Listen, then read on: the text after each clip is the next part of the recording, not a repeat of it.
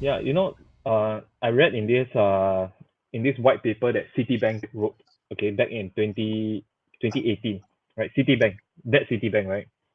Right. So I think it's very interesting because in that article, it's a super long article, right? Hundreds of pages. Okay, it's more like a white paper, right, from Citibank that talks Yeah. about the future of assets, right? And it's shared with me by our investor, right, who used to be a managing director with GIC, right, Singapore Sovereign Wealth Fund. So I guess he gets the dips, right, the first dips of learning what's the future of assets and things like that, right? So it's really cool. They're always on the edge, the bleeding edge of technology, right?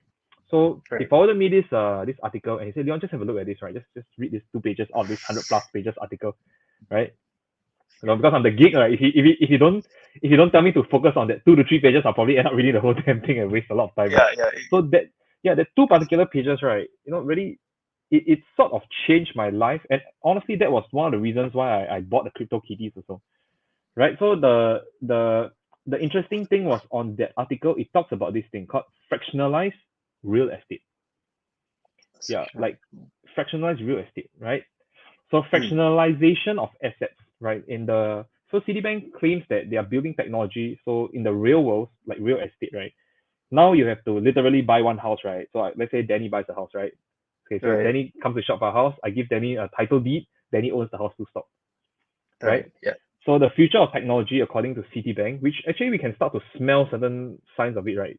Is that once you buy, rather than just one person owning one fixed, heavy, big asset, right? Let's say your house costs $1 million USD.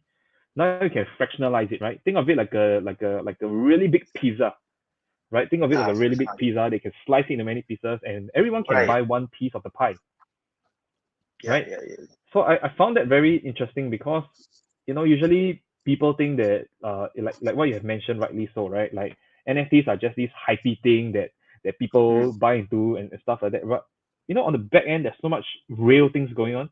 Like the big banks like Citibank, the really big banks who have the financial muscles and the influence, right? Building technologies on the back end that we probably don't even that probably regular consumers don't even know yet, right? But Yeah.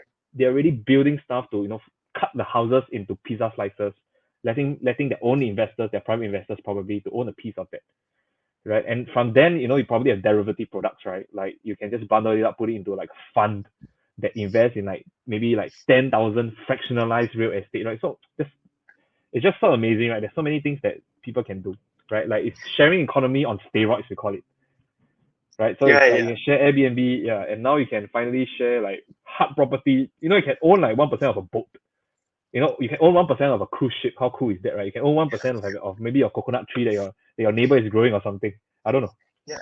And Yeah. they're doing this right now for from like famous NFTs like the CryptoPunks.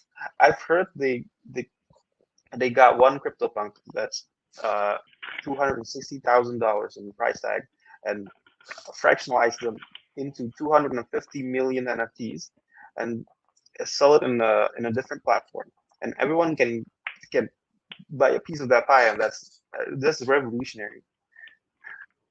Yeah. I mean, you see, there you go, right? The it's to me it's very two big waves, right? One is the very consumer front end, like Yes. CryptoPunks. The everyday people they'll hype it up, right? Which is not a bad thing also, right? Better than no hype, Right. right? At least there's Mm. something there, right, for the consumer. And then there's this like B2B institutional, real hardcore old school bankers that are investing in new technology, right? And as much as people like to, you know, like trash talk all these banks, right? I think they got to put up front, right? At the end of the day, probably they got to do some like, in order not to scare their regular consumers, people like us, right? Our mother and our Right. father probably, yeah, they have to put on the front that, oh, they're kind of old school, they're very safe, this and that. But you never know, man. On the back end, they release white papers that tell you that you can fractionalize stuff way before all this other Yeah. consumer front end facing stuff that is happening. So I find it very interesting. Yeah.